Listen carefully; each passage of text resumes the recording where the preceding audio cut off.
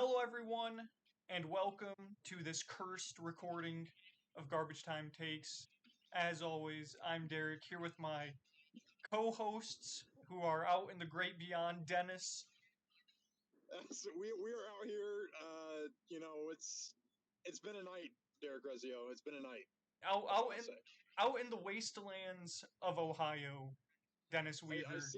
I see corn on my left. I see corn on my right, and there's a barn up here in about half a mile. Well, as long as no deer run out in front of you, Dennis. Hopefully clear roads ahead. Live reactions could be deadly. And then we have Bob. Bob is with us today from the couch, nearly passed out, zoinked out, having to get up early for his shift at the hospital tomorrow. Bob, are you still with us?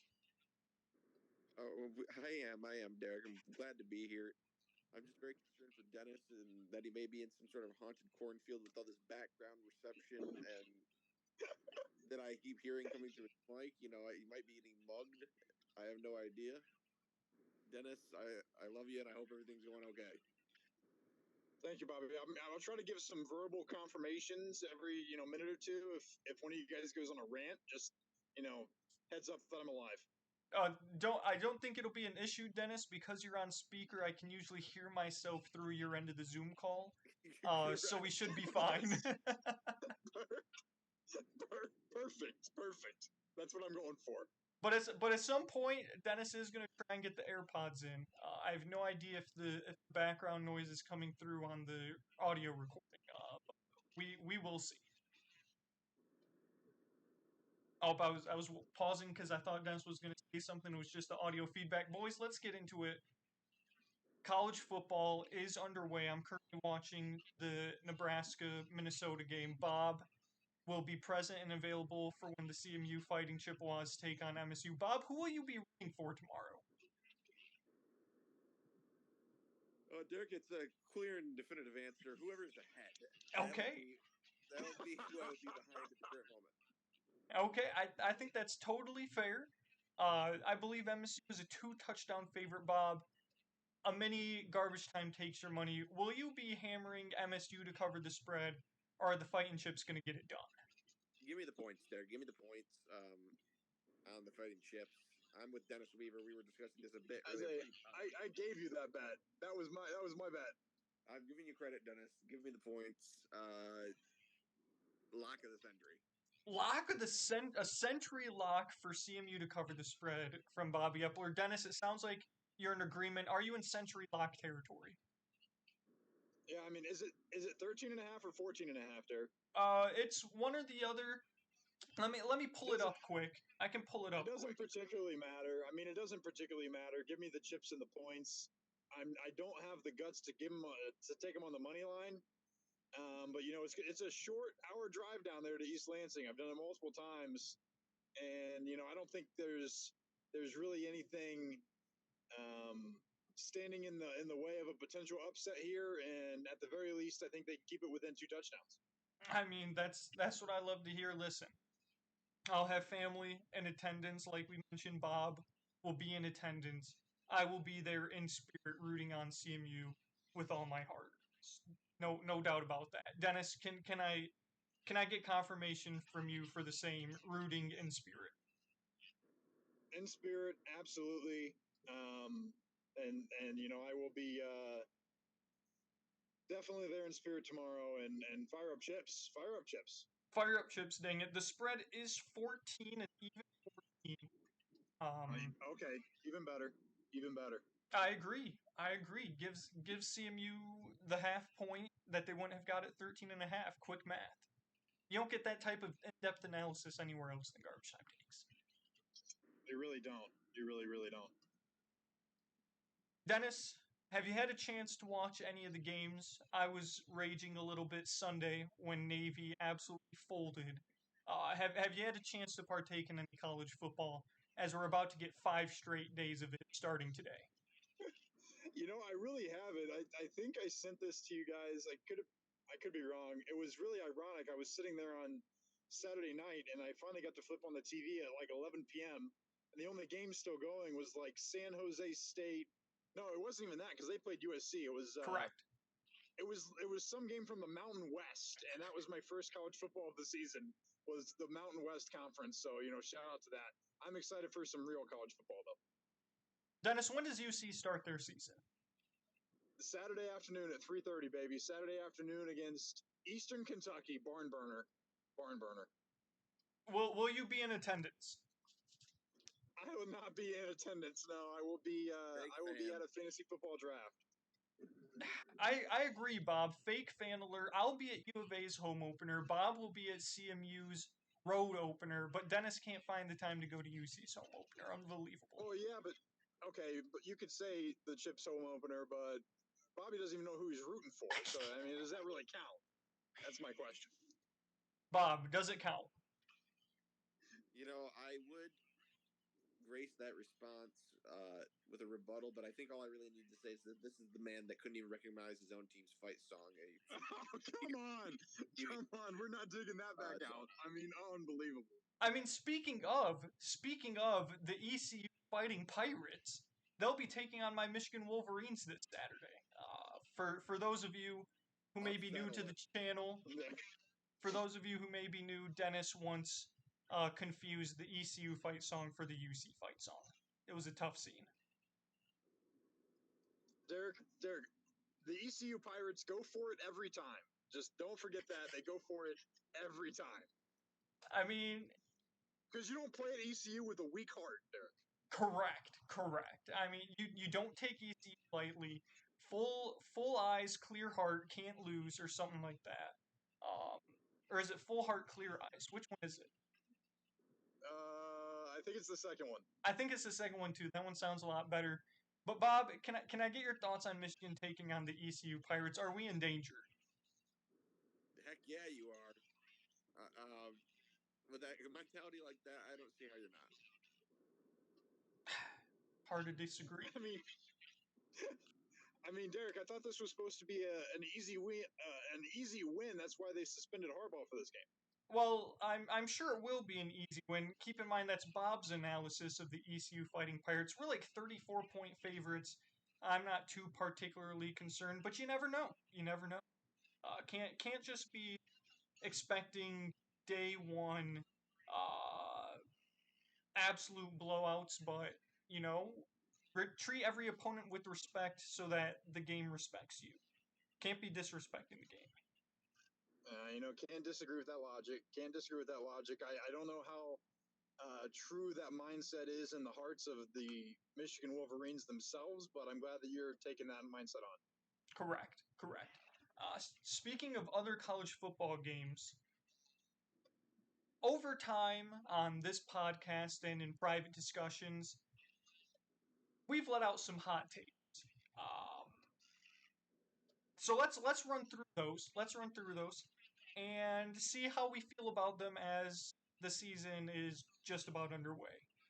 On December 1st, 2022, Dennis Weaver declared that the University of Cincinnati Bearcats will be middle of the road in the Big 12 and bowl eligible. Dennis, do you still hold true to that take? Oh yeah, we're not backing down from that. I mean, there's literally zero things have happened that, well, I mean, not zero things have happened, but there's no reason for me to change that outlook.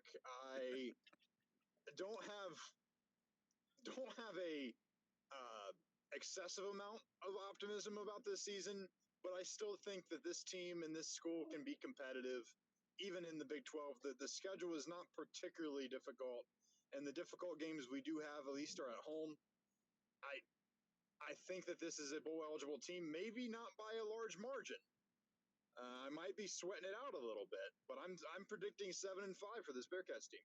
7-5, Bob. Is that blasphemous? Is that borderline egregious from Dennis Weaver?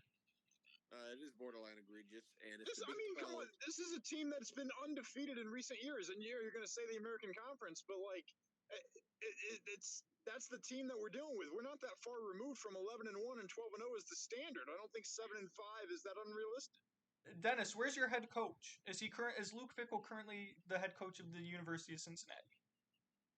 Okay, no, and we're going to see what impact that has, but I'm still going to have optimism for a lot of the players that he's recruited that are on this roster because he was our head coach.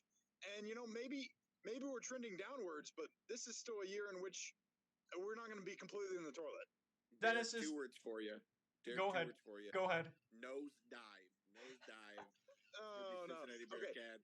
Bobby's always calling that. He was calling for regression from the Bengals, nosedive from the Bearcats, and I'm here to tell you, folks, it ain't happening. It ain't happening. Dennis, is Desmond Ridder still the quarterback at the University of Cincinnati?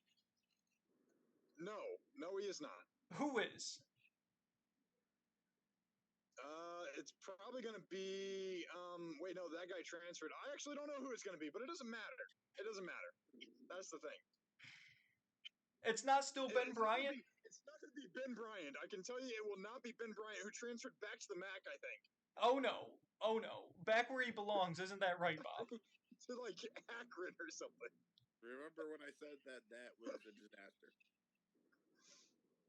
Oh man, no, Ben Bryant, not good. Bob, just like January 6th, never forget what was said about Ben Bryant on multiple podcasts.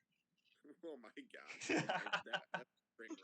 Let's not roll the tape. Let's not roll the tape. Moving on, since Dennis does not know his own starting quarterback nor his own fight song, nor will he be attending the home opener. Bob, are those some big strikes on the fake fan chart? That's 3 strikes and you're out right there for the old Dennis Weaver. But I heard he's going to be at a Cincinnati Reds game tomorrow. So I was about to say we're going to have some attendance. It's just not at the University of Cincinnati, unfortunately. Unbelievable. Moving on, I said it doesn't have the date I said it, but it was in early December as well, I believe, if not late November. That Colorado will be bowl eligible in the first year of Deion Sanders' head coaching tenure. Dennis, I know you vehemently disagree with me. I do disagree. Colorado is just it's just a bad program still, and it's going to take some time. It could happen. It's just going to take a little bit of time. And I mean, the only thing you got going for you now, Derek, is that the entire Pac-12 probably is just shoving it in and not playing for anything this year. And maybe Colorado can rise up. I mean, who knows? It's possible. Dennis, I'm not going to lie. I have cooled off on the take substantially. I've cooled off on the take substantially. May have been drinking the Deion Sanders Kool-Aid. Sort of cooler heads have now begun to prevail. By cooler heads, I mean my own brain and mind. I think Colorado will be lucky to probably win 5 games at most this year. So we'll see. Correct. We will see. The take is in the phone calendar. We'll see if it comes true. Bob, any thoughts on what you're expecting for Deion Sanders' first year at Colorado? I would stand by your take there. I like it. Stand by it, says Bob. Well, will you stand by my take for me, Bob? I am definitely rooting for it. That's for sure. We have a trade going. Our take. The take is being traded apparently. I mean, I accept. No, I got my own hot take I want to give. Okay, we'll get there. Hold on to it. On December 16th of 2022, me and Bob said that Luke Fickell and Wisconsin are going to give Michigan and Michigan State free wins this year. Unfortunately, MSU does not play Wisconsin, but Michigan does. Bob, are we still holding true to Luke Fickell we are being an American coach? Double down. Holy smokes. I know. Correct me if I'm wrong. I believe I also stood by this take, if I'm not mistaken. And maybe it's not in the notes, but I don't think I was offering too much resistance here. I think that it's probably going to be the case. Roll the tape. Dennis offering massive resistance. I'm pretty sure Dennis was offering massive resistance too. He's a Luke Fickell guy through and through. That's what he said. Roll the tape. I mean, Otherwise, if it was the opposite, I'm pretty sure I would have wrote Derek, Bobby, and Dennis.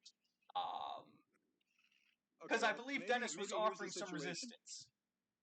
maybe the situation is simply that I've let the animosity grow, and we're at a point now in which Luke Fickell is more or less dead to me. Oh So, no! Wow, you know, Dennis.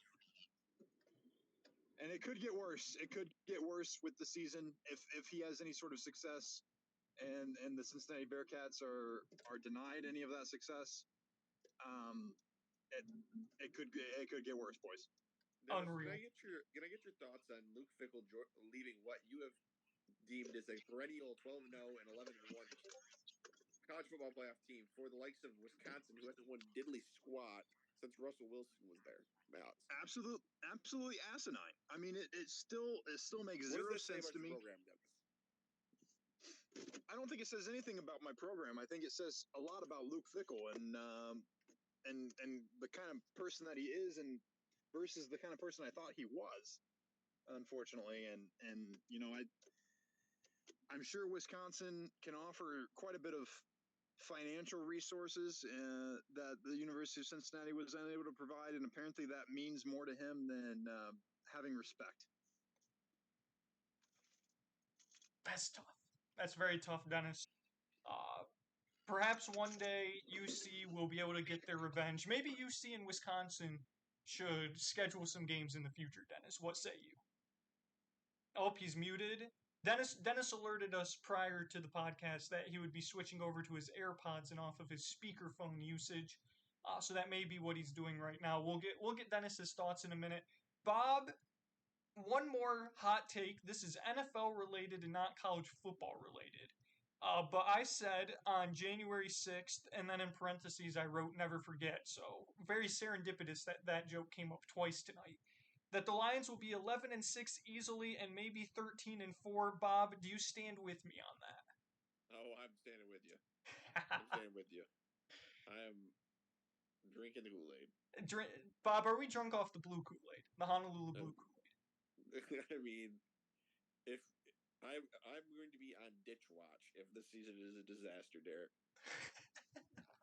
Well, Bob, next Thursday we'll have our answers to see just how far along we really are. That's right, Derek. And I intend to talk about my feelings towards that when we come to it. Absolutely. Speaking of, what are we going to do about the pod next week? Surely we can't be podding in the middle of the biggest game in Detroit's history in about 5 years. Correct. Correct. Well, we'll play it by ear. Bob, you said you had a take you wanted to get off in relation to the college football sphere. What is it? Correct. That's going to be that Auburn is not going to win any more than 6 games at a maximum, because Peyton Thorne on your side and potentially Thorne in Auburn's side is going to be starting at quarterback. Precipitous fall off last season for the Michigan State Spartans, although he wasn't done any favors with the kicking game, I will say that much. But just no faith in Auburn showing any sorts of backbone this year. I haven't even looked at the schedule, Derek, but I'm just that adamant that I'm just going to send it with no regard.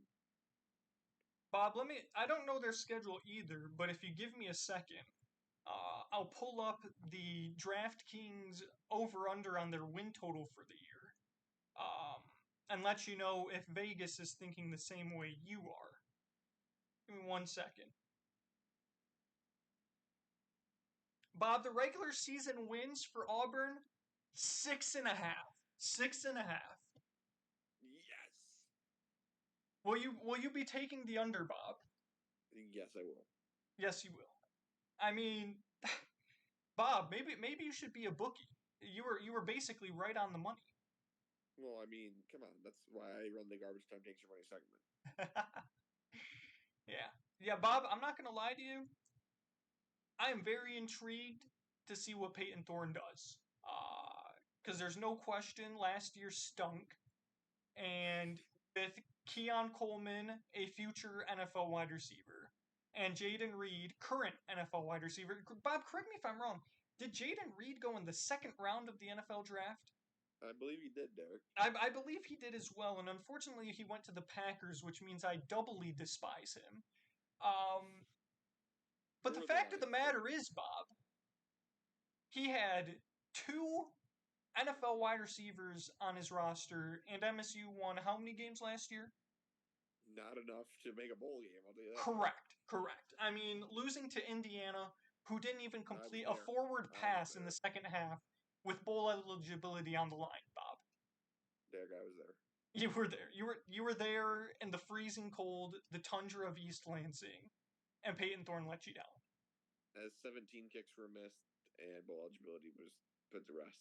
Unbelievable. Bob, I don't know how, different talent-wise Auburn's roster is from MSU's. But I'm inclined to agree with you that Auburn is probably not going to win more than 6 games. I may even sprinkle some doubloons on the under with you. I like where your head's at, Derek. Bob, I like where your head's at, if we're being real. You're the one who came out with the take. Bob, speaking of Keon Coleman, what is the state of MSU's wide receiver room now that he's gone? Is it just bare cupboards? I mean, a bear cupboard. I mean, it's fresh blood for Kim Sanity in East Lansing, Derek. Fresh blood all over the field. I don't even.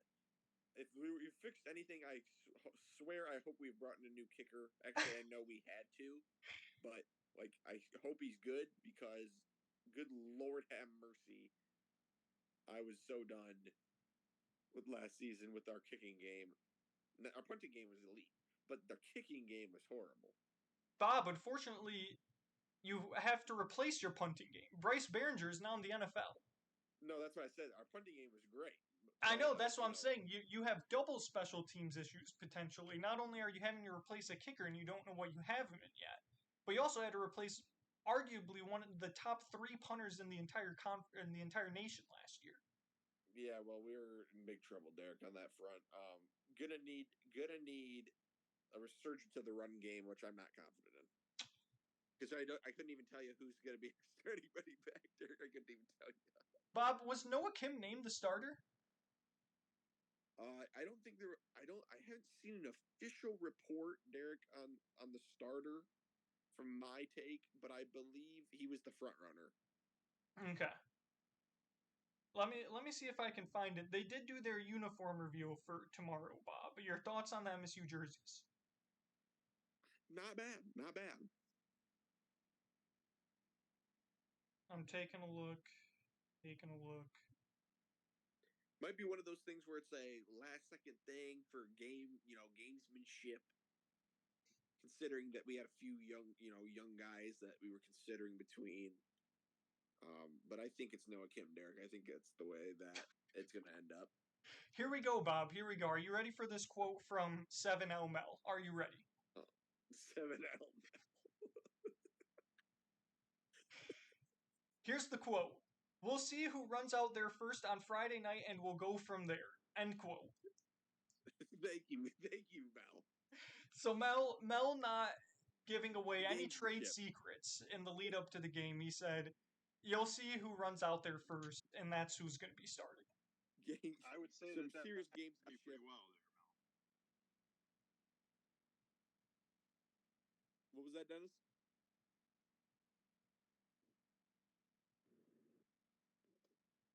Dennis, can we get a repeat on that?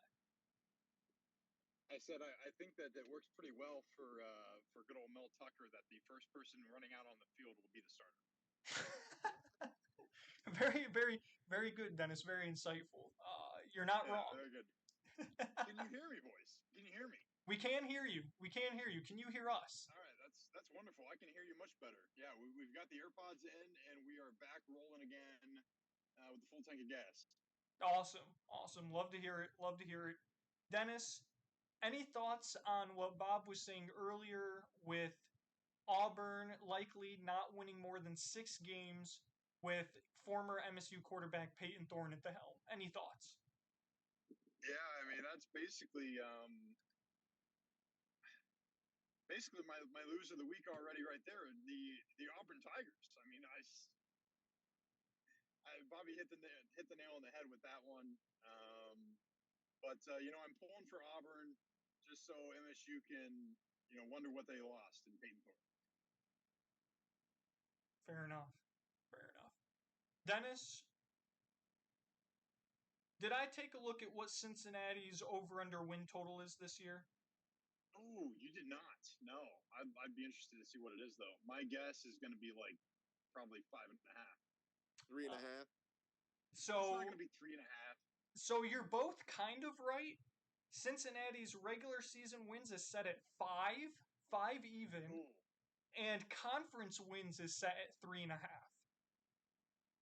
See, that's the thing is we've got Eastern Kentucky, we have the good old Miami Redhawks out of the MAC, and we have another pretty easy game. Pittsburgh. The non-conference schedule, yeah, it's not overly difficult. I think we beat Eastern Kentucky and Miami, so there's 2 wins right there before you even have to worry about the Big 12. Yeah, Pittsburgh is your other non-conference game at Pittsburgh, Dennis. That'll be an interesting That's a one. little tough. That'll be an interesting one. The rest of your schedule is as follows. Oklahoma at home. That's Dennis. Correct. I tell you what, Dennis. This is going to be such a strange season to see Cincinnati play in the Big 12. Like it's a nice little appetizer for next year when the Big 10 and the SEC and the Big 12 gets all wacky with the Pac-12s dissolving. But I tell you what, just picturing Oklahoma playing at Cincinnati just doesn't sit right with me at this moment. Yeah, no, I think any of those. I was thinking about this too. I think anything that happens in terms of conference realignment when you're talking about some big schools, and you're right, it'll be even more pronounced next year. It takes some getting used to. It feels weird. It doesn't feel right. Dennis, here's the nice thing about your schedule. I'm going to read it out. You play at BYU. That'll be a tough one. BYU's always pretty decent. For sure. Then you have Iowa State at home. Win or loss? I don't know much about the Cyclones, but I think I'm going to go with the loss. I feel like they're pretty solid usually. Home against Baylor. Once again, I mean, this is where I'm talking about though. The nice thing is these home games against the more formidable opponents. It's still going to be a close call. I think I have to go with the loss. At Oklahoma State. Mike Gundy. Man. Loss. The Cowboys are tough. That's a loss. Home against UCF, Dennis, former American Conference foe. That's Barn a dub. burner. That's a dub right there. What about at Friendly Houston? American. That's a dub too. Houston's football program is not great. At West Virginia. Loss. That's a dub. That's a W right there. And home against Kansas. That's a loss for sure. When has West Virginia been dominant in football? Tell me the last time West Virginia was dominant in football. Probably the Pat Smith, Pat McAfee era. So Correct. 15 years ago? Correct. And now he's had a pro career and is on a podcast. So yes, exactly. And then home against Kansas, Dennis. I was on the Jayhawks last year quite a bit. I was a big fan, but I still think that's going to be a nice way to finish out the season with a W. So, Dennis, you're predicting 4 straight wins to close out the season, plus a win against Miami, Ohio, and a win against Eastern Kentucky. That gets you 6. There we go. Did you say win or loss against Iowa State? I did go loss against Iowa State. Did you say win or loss at Pittsburgh? That one I don't think I picked, and that could be the deciding factor between 6-6 and 7-5. I think you've got to pick the win, considering you said Cincinnati will be 7-5, Dennis. We have that on the tapes. Well, yeah, I know we have it on the tapes. Is that all the games there? That and BYU was the other one that I don't think I asked for a loss on. I think there's a better chance of beating Pittsburgh than BYU, so I guess I'm going with W at Pittsburgh. I'm assuming you're going to say L for Oklahoma at home. I will give us the L against Oklahoma, yes. All right, well, there you have it, folks. The Cincinnati Bearcats are going to bookend a 3-game winning streak and a 4-game winning streak to open and end the season. Around There we go. 5 straight losses in the middle of the season. That is going to be one heck of a roller coaster. I mean, no doubt, and I'm expecting a roller coaster, and I'm probably going to be way off. But you can't deny the fact that the beginning and the end of that schedule is the easiest portion. I mean, well, Bob, we get to finally play those American Conference foes that traveled over there to the Big 12 with us at the end of that schedule. Bob, can you argue that UC will not finish as strongly as Dennis is predicting? I can, Derek, and that's going to be because they're going to lose to the Mountaineers. Bob, you heard the schedule. Do you have any predictions for UC? Are they a bowl eligible team? I've got one thing to say about the West Virginia Mountaineers. Derek said that the last time that they were good, he named their coach and their punter. Quarterback and punter. Pat Smith Quarterback. Was quarterback. Sorry. Quarterback. Okay, you got a little bit more. The second name out of his mouth was the West Virginia punter. Now tell me that they're a perennial organization. Dennis, sorry. Watch out for the Miami Redhawks. No. Oh, not the Mac attack. Oh, could be danger. You cannot underestimate. No, Bobby, say it ain't so. I have an update on Ben Bryant. He will be the quarterback He's in Miami for the Northwestern Wildcats. That's right. Actually, I remember that. That's right. It wasn't the MAC. It was the Big Ten. Correct. That's right. Bob, are the Northwestern Wildcats going to go winless now that Pat Fitzgerald, one of your favorite coaches in all of college football, is no longer there? And with Ben Bryant at quarterback. Heck yeah. That sounds like 0-12 to me. Oh, no. Will lumber be laid on Northwestern's under for the win total? What's it at? 1.5. Good question. Me and Bobby are on the same page there. Did you say 1.5, Bob? I did. I think we both said 1.5, yeah. Their regular season win total is set at 3. Oh. Do we need the hammer? Hammer the under. What's with the lack of getting half games? I mean, we were at 3 and 5. I mean, come on. I'm not sure. Bob, are we hammering the under on Northwestern's regular season win total? Yes.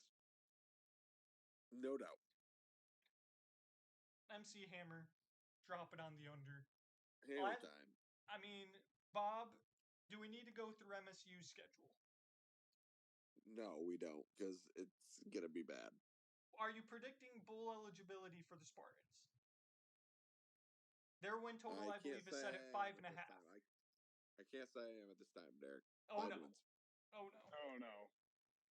Is Noah Kim going to lead you to the promised land, Bob? No, I don't. I don't think he will be. I don't think he'll be bad, but I don't think he'll be anything special. Okay.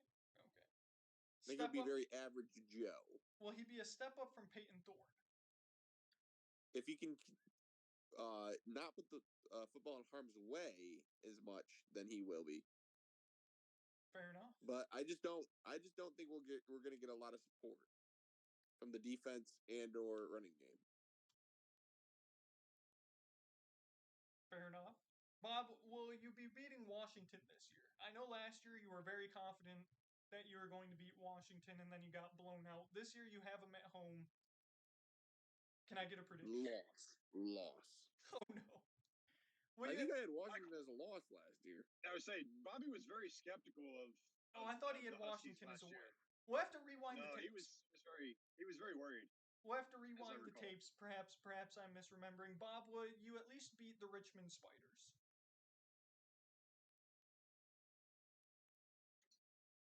Lack of response very, is concerning. Very, very concerned, Derek. Very concerned. Very concerned about the Richmond Spiders. Oh, no. They landed 10. No. Oh, gosh. Not the Richmond Spiders. Bob, what about Rutgers? Will you beat Rutgers? Oh my gosh, probably by 1 point and a walk-off field goal. Bob, you're playing in I thought you- Piscataway. Nothing ever good's coming in Piscataway. Oh my gosh, not in Piscataway. I feel like it's always a horrible scare every year, but we survive. This may not be the year.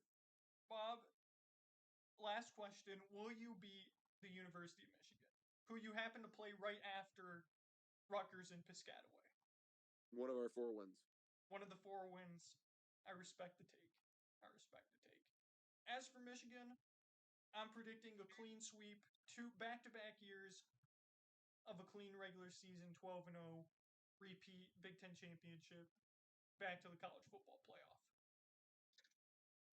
Thoughts? Wouldn't expect anything else from you, Derek. Wouldn't expect anything else. I mean, I've got to ride them at this point. Do I not? This is probably the most talented team I've ever seen in my lifetime. I've got to ride it. Do I not, Dennis? You rode UC. I mean, you do. No, you do. You absolutely do. Not always breed success, and I think that you know that as well. And I'm optimistic for you, but sometimes, unfortunately, crap happens, and that's why the sports are played. So it'll be interesting to see.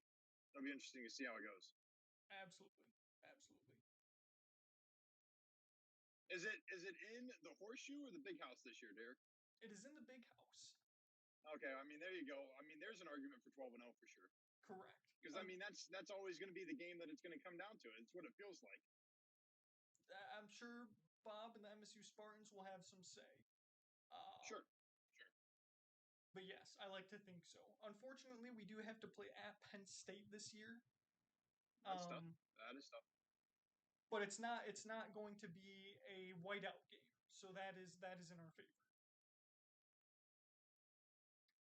That is in our favor. Last thing on college football, and then we can move on. I'll briefly touch on the Arizona Wildcats for this upcoming season. I've got the Arizona Wildcats as a bowl eligible team. Jed Fish's 3rd year. It's truly been a remarkable turnaround from a coaching standpoint, talent standpoint. Gonna start off with a win versus Northern Arizona, no question. We're gonna go to Mississippi State and beat them. We're gonna come back, play UTEP at home, beat them. Then we go to Stanford. We're gonna wipe Stanford because they're ours. Then we get Washington at home. That'll probably be an L. At USC, probably an L. At Washington State, I'll give us a dub. Home against Oregon State, I'll give us an L. Home against UCLA, dub. At Colorado, dub. Home against Utah, loss. And then we'll wipe Arizona State because they're ours. So I think that was what, 7-5? Yeah, I think that's about right.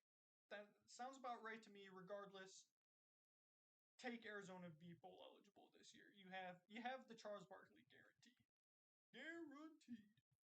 I'm pulling for you, Derek. I'm pulling for you. Appreciate it. It's been tough. It was 2 short years ago where we won 1 game and we stormed the field, and those were some dark times.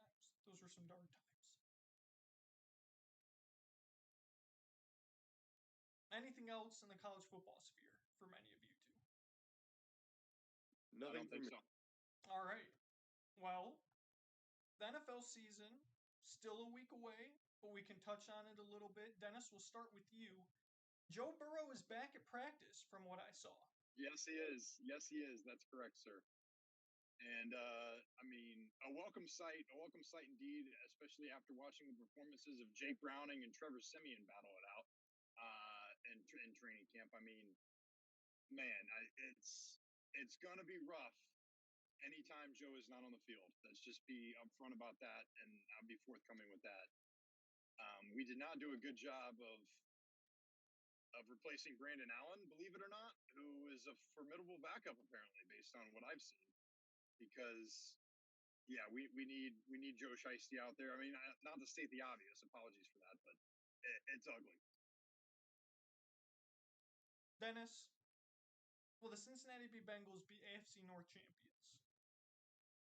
Unquestioned, unless there are injury concerns that happened during the course of the season, as I just outlined. I mean, unless this team is decimated and hospitalized, we're going to be AFC North champions. Are we predicting a Super Bowl championship as well?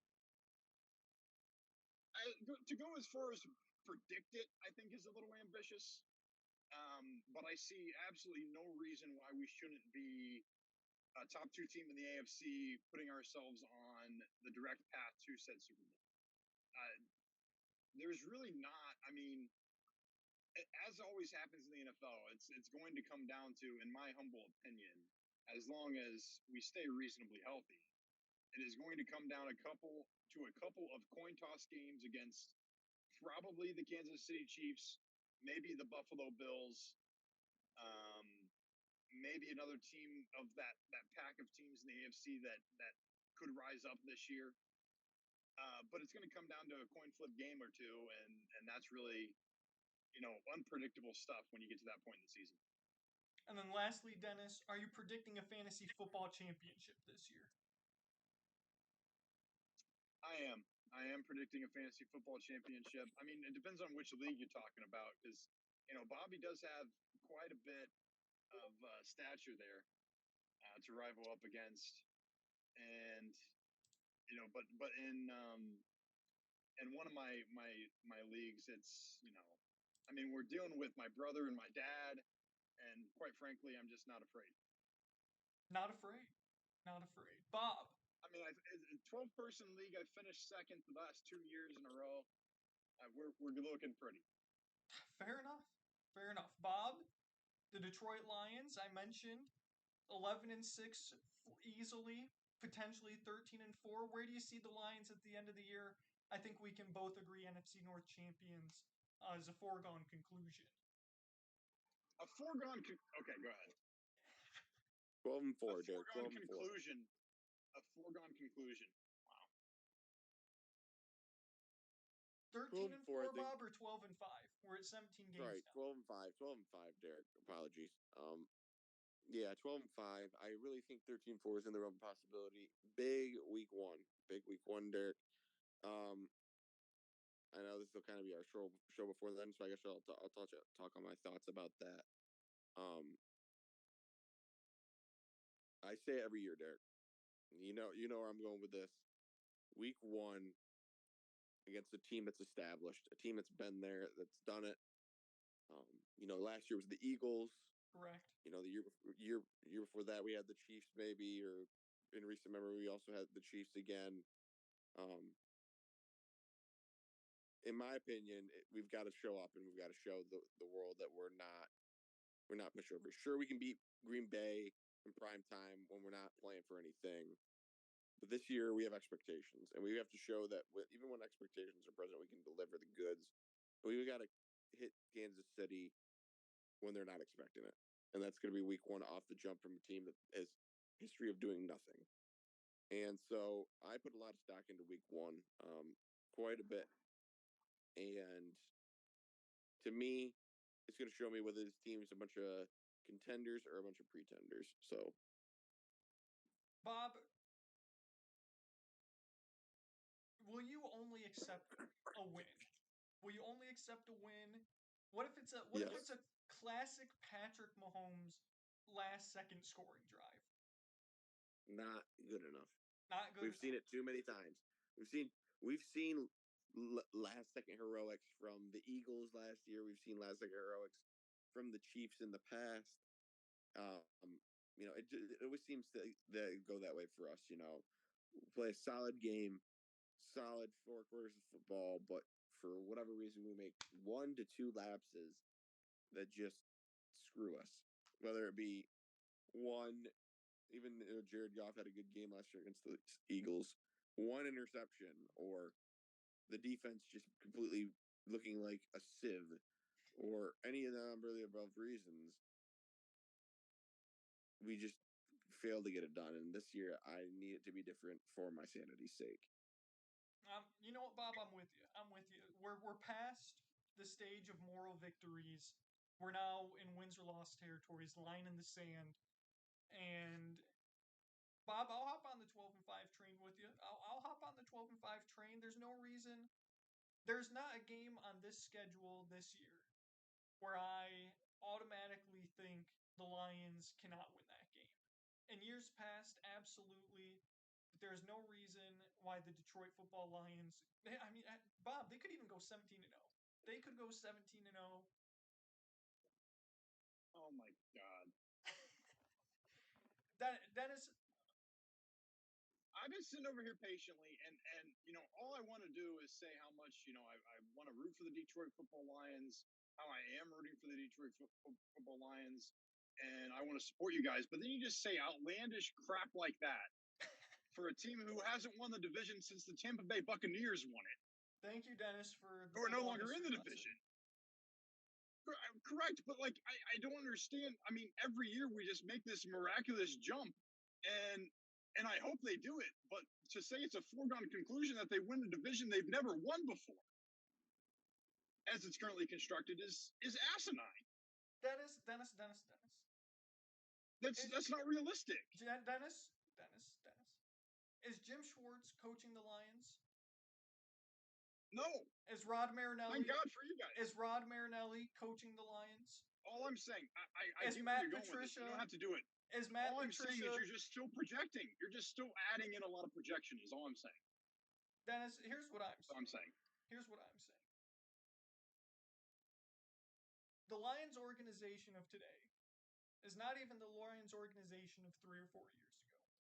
So to bring up the past is just what's the word I'm looking for?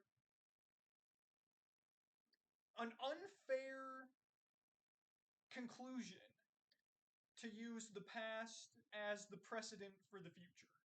Because but it's not an unfair conclusion.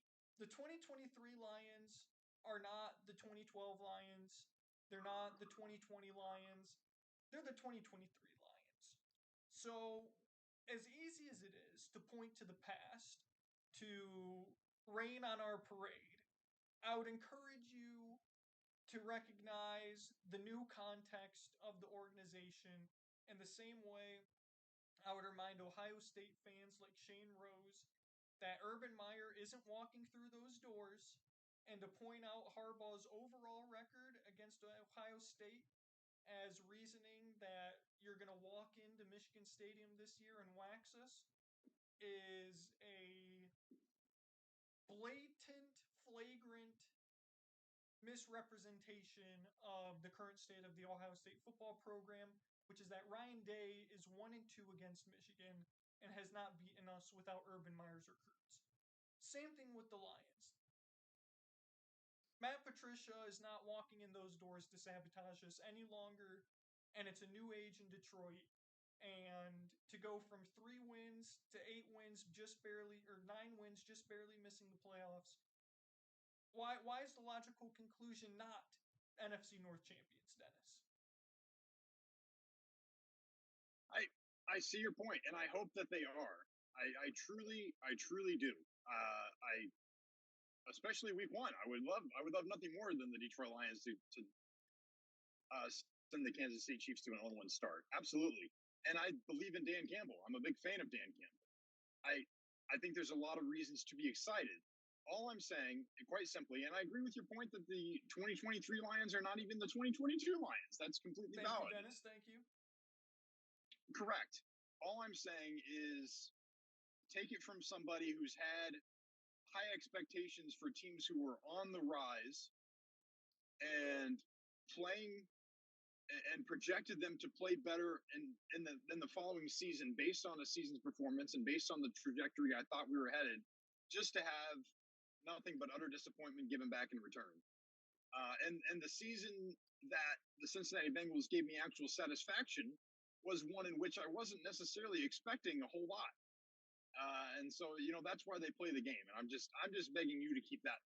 Dennis, I think we can both agree that Marvin Lewis scarred you for many years. He did.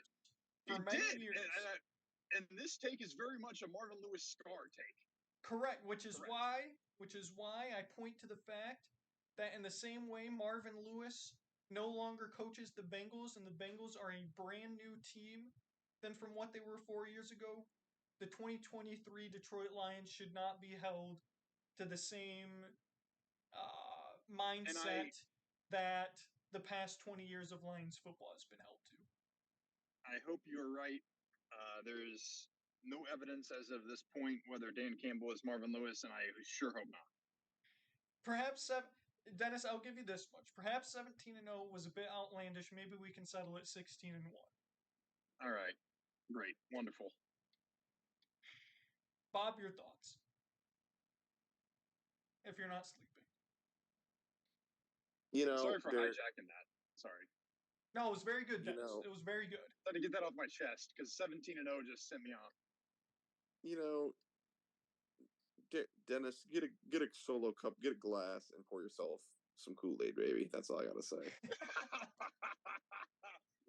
it happen to be blue in color by chance? Yes, sir. You can even get the matching blue solo cups if you want. The Hawaiian blue. That's about all I have for the NFL. Dennis, did you have something else to say? No, that's it. I'm good. Thank you. All right. Perhaps, maybe, who knows? We won't mark anything in stone. Maybe we'll do an early podcast episode next week, trying to do a preview of the whole NFL, sort of like we did last year. We'll talk about that off air. But the last thing wanted to get to, because I know it's getting late over there on the East Coast, Bob's got an early morning ahead of him. A little bit of baseball talk. Dennis? Heck yeah.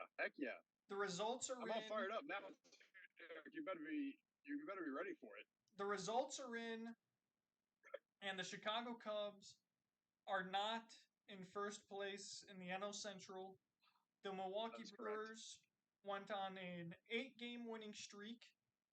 During the same point in time, the Cubs went 7-3. Very disappointing. And then the Cubs did immediately come out and take 2 of 3 from Milwaukee in their ensuing series.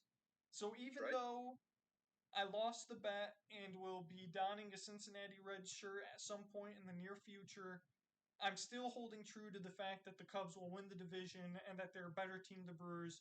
And they proved it this past week when they beat Corbin Burns and Brandon Woodruff in back-to-back starts. Dennis, your thoughts? I think it's completely fair. And from my side of things, just to be clear, my take wasn't even necessarily that the Chicago Cubs won't win the division. It's certainly a possibility. And you've kept yourselves close. Certainly taking 2 of 3 helped you last week massively. And the take was simply that it wasn't going to happen over the span of time in which you were projecting. And, I'm happy to say that was the case. We were so close, though, Dennis. Literally, if the Rangers, Twins, and who was the other? It was 2 or 3 games, right? If the Rangers, Padres, and Twins each would have not gotten swept and just taken one singular game, the Cubs would have been tied. They would have been tied. Yeah, I wouldn't necessarily call 3 games in like 14 days close, but I see your point. Considering each of those teams lost a 1-run game, I would consider it close.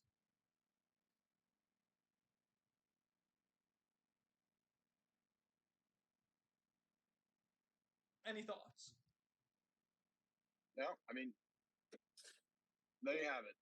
I mean, I look forward to more hot takes like that from your Cincinnati Red shirt starting next week. Well, Dennis, speaking of the Cincinnati Reds, a massive, what a transition. A massive 4-game series with the Cubs starting tomorrow. Huge. Can I get a prediction for the series? I mean, here's the thing, Derek. This is it's make or break time. I mean, we're at the point in the year, and we've been at the point in the year where pretty much every single game matters. And when you're heading into a 4-game series with a team that you're directly competing with for a potential division title, and also for several wild card spots in the National League right now, it doesn't really get bigger than this. And not to mention the fact that, as I'm sure you're aware, Derek, the Cincinnati Reds currently hold a 4-3 season series lead over the Chicago Cubs, which could get flipped around this weekend and be an important tiebreaker if it were to come down to that. So The Cincinnati Reds need to take 2 of 4 in order to secure the season series, and the tiebreaker is my understanding. But if they drop 3 of 4, then that would go to the Chicago Cubs. And so, I mean, you know as well as I do that the Little League ballpark that is Great American, or whatever the acronym that you have for it is going to be a fun place to play. And there should be some fireworks this weekend, and I will be, as alluded to earlier, in attendance tomorrow night for the second game of the doubleheader tomorrow. And I'm looking forward to a Reds victory. Bob, any thoughts on what has been discussed so far as a neutral third party? Well, I'm a neutral third party, but I also have to say I have quite a bit of stake in the game due to the fact that this matchup has big fantasy implications for my ongoing fantasy baseball matchup, because my current opponent decided they were going to pick up Graham Ashcraft, not endorsed, who I'm hoping just Weaver. gets Not endorsed. absolutely shelled into no oblivion. I hope Jan Gomes goes deep 4 times and sends this guy packing like nobody's business. I also doubled Bobby, down. if Jan Gomes goes deep 4 times, I'll wear whatever you want to the next podcast. Well, don't talk too hastily, Dennis, because it could happen. Especially with Graham on the mound.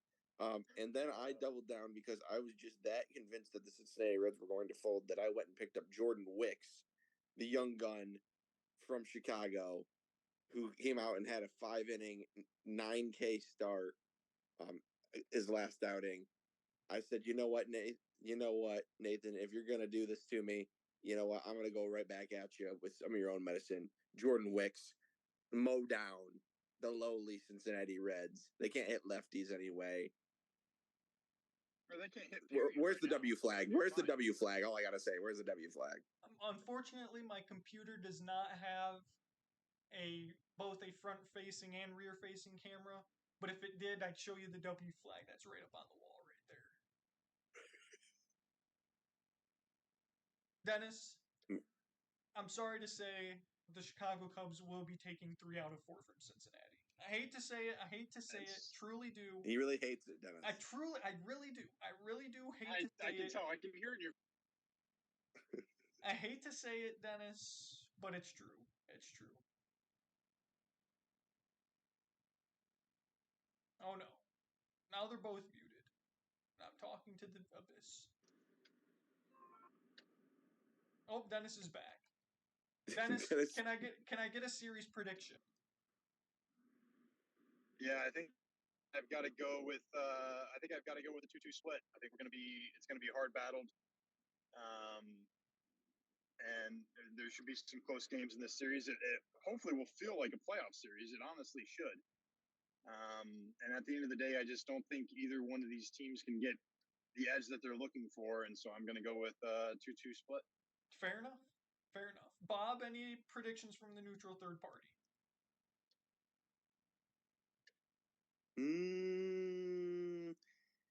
I want to go Brooms, Derek. I want to go Brooms, but I'm not gonna go quite there. Oh my gosh! I'm gonna say that Ben Lively sneaks in one for the Cincinnati Reds. Thank you, Bobby. There we go. And you know what? They get the one. They get the one. So 3. They get the one. Yeah, Dennis. What did you think? Bob was predicting a Cincinnati sweep? I mean, he should be.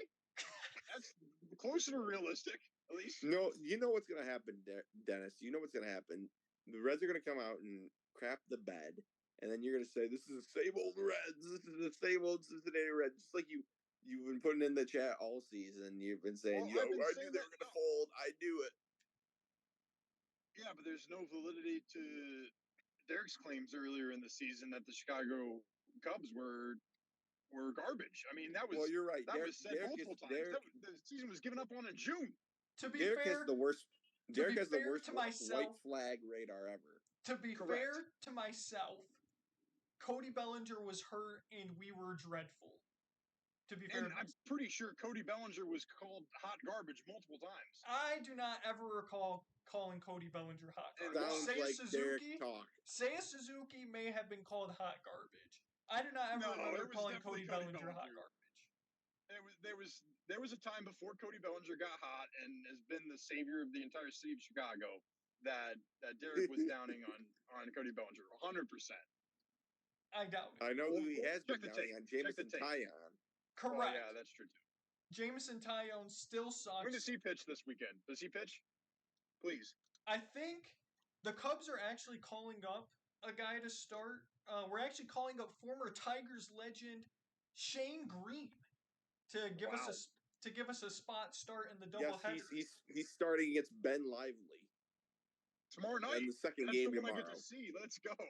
Yes, Let's you'll get former Detroit Tigers closer Shane Green as the opener. Dennis, I do not know if Jameson Tyone will be getting a start, but if he does, I guess I can't count on a sweep because he's garbage. Oh my gosh, he's gonna pitch the fourth game. Fudge! Well, there we go. We got there's my 2-2. There's the one. There's the one. Well, no, you said the one tomorrow night with Ben Lively on the mound, and so then there's two. Well, you get one or the other, Dennis. You don't get both. No, I don't think that's how it works. I don't think that wasn't specified. Dennis, if the Cubs sweep the Reds with garbage can Jameson Tyone pitching. Don't say what I think you're about to say. Don't even say it. Do I You're get wearing the out? shirt. Do I You're get wearing out the of shirt. our previous bet? That's incorrect. You're wearing the shirt. Fudge! I did not agree to that. Those I terms. heard a rumor, Derek, that Dennis may be wearing his white jersey that he wears every other day, stinking it up, Shipping it down to nobody's Arizona. business, sweating it up, I'm gonna wear it tomorrow. and then get a FedEx it one day shipping down to Arizona. Dennis, can we get a confirmation on sending me your sweaty Reds jersey that will be worn tomorrow night? That's confirmation. We're gonna sweat through it as much as possible tomorrow night. Maybe go run a few laps around Great American Ballpark for good measure after a victory from the Cincinnati Reds, and then we're gonna get one day shipping down to AU. Okay. Sorry, U of A. Thank you. AU is, I don't even know, Auburn? Is Auburn AU? Are they Auburn University? Auburn's definitely AU. You mean not 6 wins or less to Auburn? Full Correct. circle. Correct. Bob, the Detroit Tigers nearly got swept by the Stankies. Were able to hold off on In the extras. They nearly blew it. 3-run homer in the top of the ninth. Matt Manning, absolutely electric over his last few starts. Bob, the Tigers' future is looking bright. We may not see it right now, but the future is bright. It's brighter than a lot of the other teams in the AL Central, which gives me room for encouragement. Speaking of, Dennis, this will be the last thing. Harrison Bader and Hunter Renfroe will add how many wins to the Reds season that they would not have gotten from Will Benson, Stuart Fairchild, Nick Senzel, and TJ Friedel?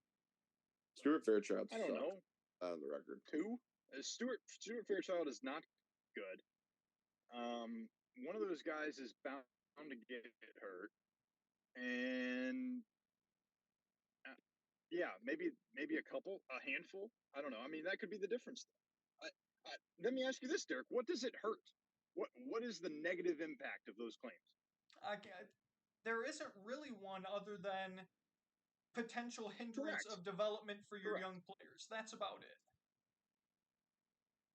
Okay, yeah, but I mean, no, they're not taking away any time from Elliott or Spencer Steer or Matt McLean when he's off of the IR, or CS. Well, because they're all I'm not worried about that. Not at all. What about your outfielders, Dennis? Correct, which is why it doesn't hurt anything. If they play over Nick Senzel, I do not give a crap. Fair enough. Fair enough. Nick Senzel's garbage, and we've known that for 3 years. Fair enough. Fair enough. I can foresee Harrison Bader screwing us over. I can picture it now. He's gonna hit a walk-off grand slam off. Not a walk-off grand slam. He'll hit a grand slam off Jameson Taillon. It just absolutely put me on ditch watch. Correct. And if you still have, and if those guys come in and you're not seeing anything out of them that you want to see in their limited, I'm sure limited opportunities, then you just go right back to starting Nick Senzel. I wonder if the Reds didn't think they were going to get both Renfroe and Bader, and so they put a claim in on both of them to make sure they got one of them, or if the plan was always to get both. You have any thoughts on that, Dennis? I mean, I don't know. I have to ask Nick Kroll next time I see him, but please do. Ask him tomorrow night. Yeah, yeah. My guess, yeah. I'll ask him tomorrow night from the booth. That we're that he's got set up for everybody. But no, I mean, I have no insight on that. My guess is that they were probably just trying to secure an outfield piece, and we're okay with multiple. Okay. And that's what happened. Fair enough. I don't know. Yeah. If you guys have right bench ballers and or winners or losers of the week prepared for this week. If not, it's no big deal. But just wanted to double check first. I don't have anything prepared. I have no winner and loser, but I do have a right bench baller out of vindictiveness. All right, Bob, go ahead. Go ahead with the right bench baller. My right bench baller is actually going to be none other than, oh my gosh, I can't even believe I'm saying this. None other than Adam Duvall from the Red Sox. Adam Duvall, let me just tell you about this this man, ladies and gentlemen. This man has been waiver fodder in our fantasy baseball league all season. Picked up in a few different stints by Dennis, who thought he was going to be something, thought he was going to be a real stopper, held him on the IL because he was hurt for a long time. And then all of a sudden, we're in the playoffs. My opponent, he needs some electric power. And what does he do? He goes and picks up bum lord Adam Duvall, who hasn't done anything all season. And what does he do? Promptly and immediately, it's 4 home runs, or 4 games worth of home runs in a row. Homers in 4 straight games. I believe almost all of those games were against me, where he was on the roster of the opponent, and has now put together a bit of a hitting streak, because even though he didn't homer yesterday, he did get a hit. So, you know what? I'm sick and ill. This guy is single-handedly going to lose me my fantasy matchup, and I'm sick and tired of it. Screw you, Adam Duvall. Powerful words, Bob. My right bench baller is going to be Kansas City rookie starting pitcher Cole Ragans. Through 6 innings, 0 earned run ball with 11 Ks and 2 hits in his previous outing. I've picked him up for my fantasy baseball stretch run. Looking forward to seeing more from Cole Ragans, who the Kansas City Royals acquired in the Aroldis Chapman deal, who has blown 3 of his last 5 saves for the Texas Rangers, who are in fact my losers of the week. The Texas Rangers have just absolutely free fallen out of first place. They're dead to me because they got swept in 4 games by the Brewers. 3 games by the Brewers. Just absolute garbage, trash can organization. And you gave up a bright young starting pitcher for a washed up closer who, like I mentioned, 3 of his last 5 save opportunities blown. So Texas Rangers losers of the week. Cole Ragans, right bench baller of the week. Dennis, glad to see your beautiful face. I take it you've arrived home safely. Yeah, we're in the driveway, so we have arrived safely. That's correct. Great, love to hear it, Dennis. Do you have any winners or losers off the top of your head? Perhaps cough cough the Ryder Cup cough cough. Yeah, no, that's a good one. I was just going to say, I was going to be a little cheesy and say winners. Is anybody listening to this? Because I feel like this has been absolute gold. I mean, we've got Bobby falling asleep, me driving down the road, probably background noise up the waz. and we're powering through it and still discussing the Lions and the Reds and the Cubs, and I mean this is just gold. Yeah, as far as The the show Ryder Cup must go on. goes, man, correct. I mean this is only on Garbage Time Takes. Only on Garbage Time Takes. I tell you what, the dedication is here, clearly, and you just got to love that. I don't even know. I mean, do you feel like you're a winner if you're JT? Probably. I can tell you for sure, losers Keegan Bradley. You could probably argue Tony Finau. There's a few that probably fall into the snub category for what many are calling a good old boys team, Derek. And I don't necessarily blame them for saying that.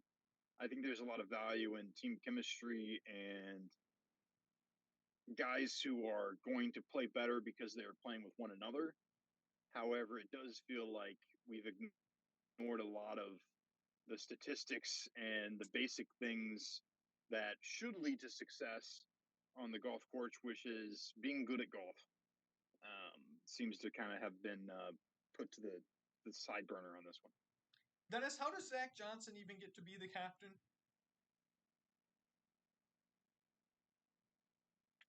That's a great question. I don't know. I think it's just I don't know. I'll Google it quick.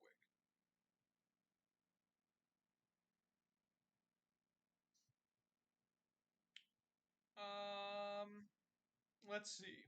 From the Des Moines Register,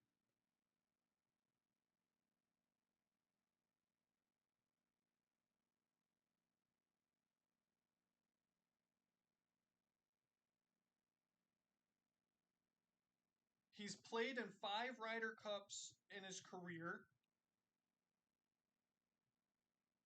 It doesn't really say why, it just says he was hired as the Ryder Cup captain.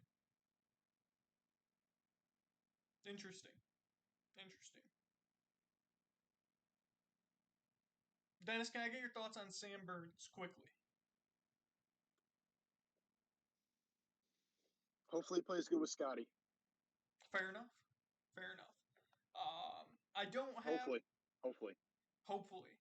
I don't have the Garbage Time Takes Your Money segment from last week ready, and in the interest of time and Bob's sleep schedule, we'll save it for hopefully next week's episode. Bob, are you still awake enough and cognizant enough and coherent enough to shout out the socials?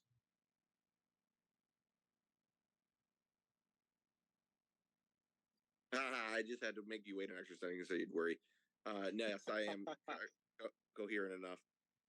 At Garb Time Takes on Twitter, at Garbage Time Takes on Instagram. You can find the link to our website on our YouTube channel and in the description below.